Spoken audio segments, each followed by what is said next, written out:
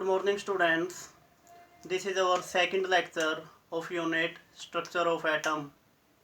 In the last video lecture, we have discussed about the discovery of cathode rays or discovery of electron. So today we are going to discuss our next topic, discovery of proton. So let's start. Discovery of proton or discovery of anode rays. For this purpose, Goldstein, scientist Goldstein in 1886 performed discharge tube experiment. This experiment is same as in the discovery of the cathode rays.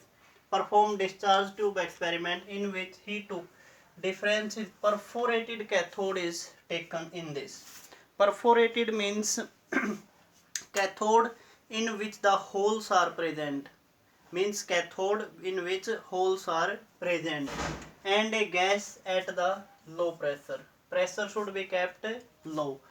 When pressure is kept low, so particles are present at far distance from each other, was kept inside the tube. Discharge tube के अंदर हम इसको लेंगे. तो Goldstein perform the discharge tube experiment in which cathode is perforated and gas at the low pressure.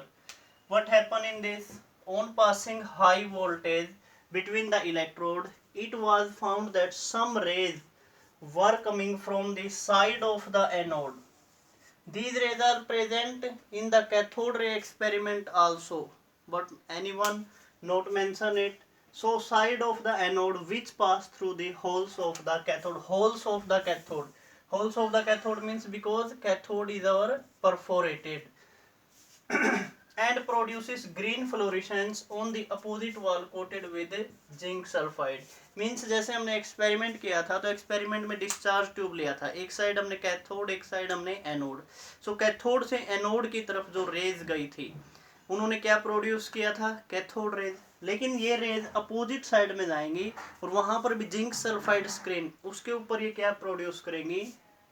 They produce green fluorescence and these rays are called as the anode rays. Yeah, it is also called as the canal rays or positive rays. Positive rays are called because they carry the positive charge. Canal rays, anode rays are also called as the canal rays because they are passed through the holes of the cathode. So holes or canal means these are, I think, same things, and these are also called as the anode rays. Some properties are given for the anode rays. These properties, first, they travel in the straight line. They are made up of material particles. They are positively charged. Different is positively charged cathode rays are negatively charged.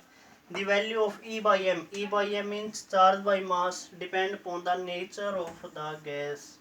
The gas which is taken in the discharge tube depend upon this value of charge by mass. Next point is the mass of the particle constituting anode rays is different for the different gases that are taken in the discharge tube. Means mass and charge, these are depend upon the nature of the gases present in the discharge tube.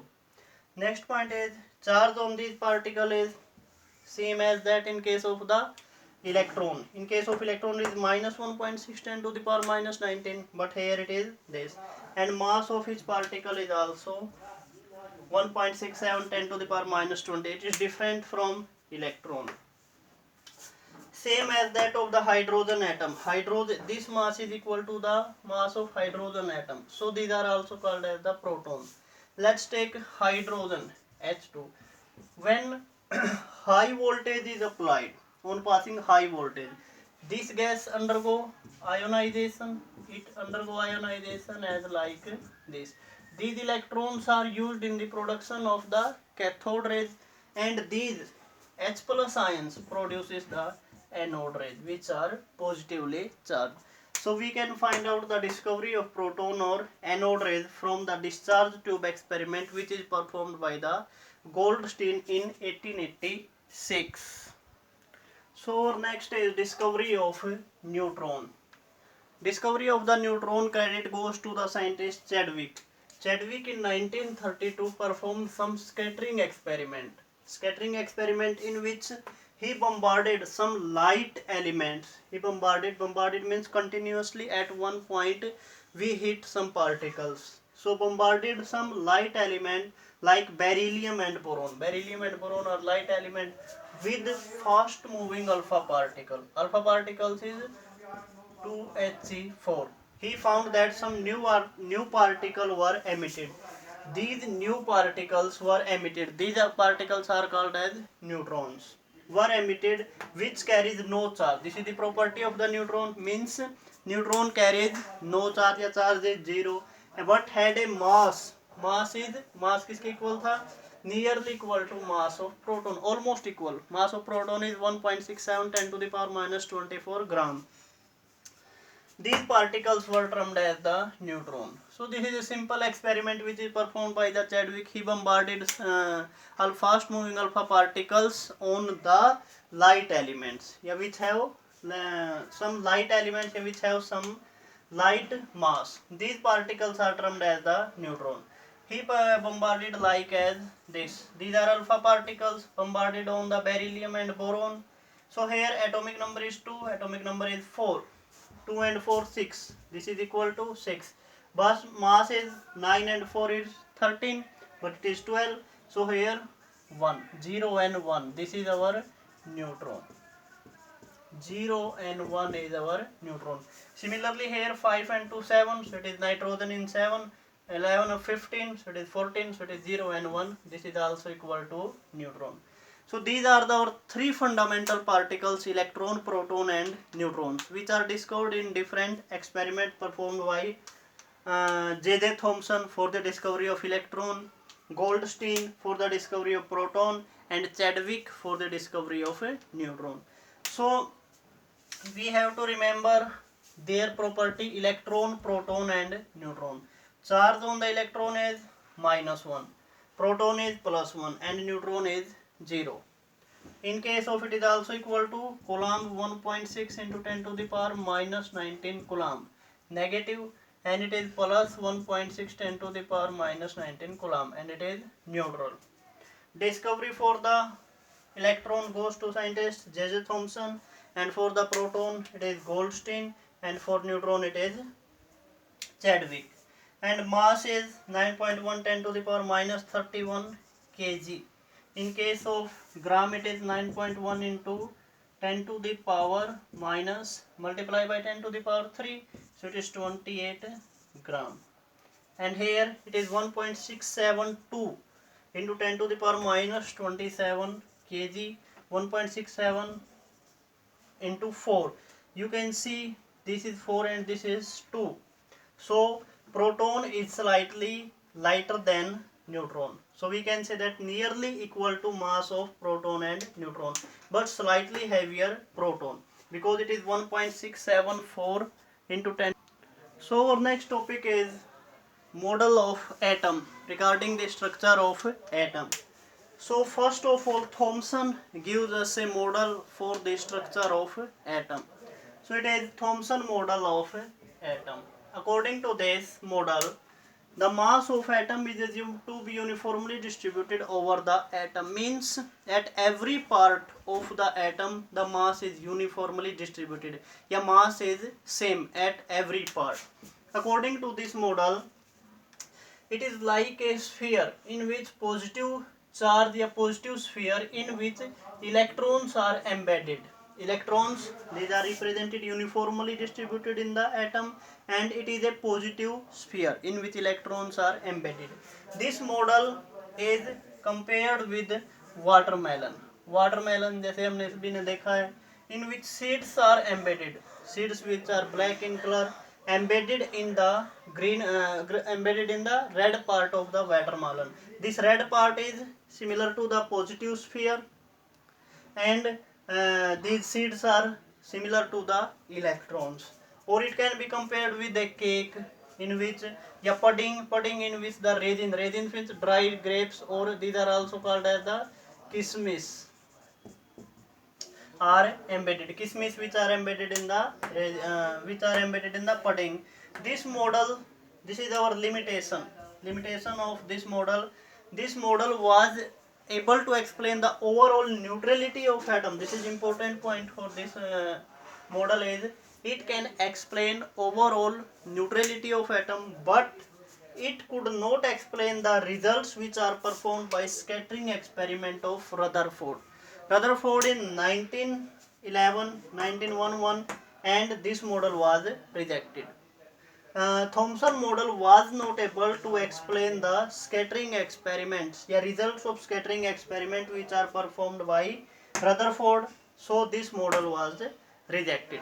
So now we are going to discuss our next model, Rutherford model.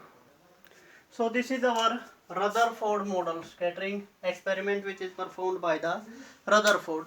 According to this model, discovery of the nucleus occurs. In this experiment, Rutherford take a block of lead in which a radioactive material such as radium is taken.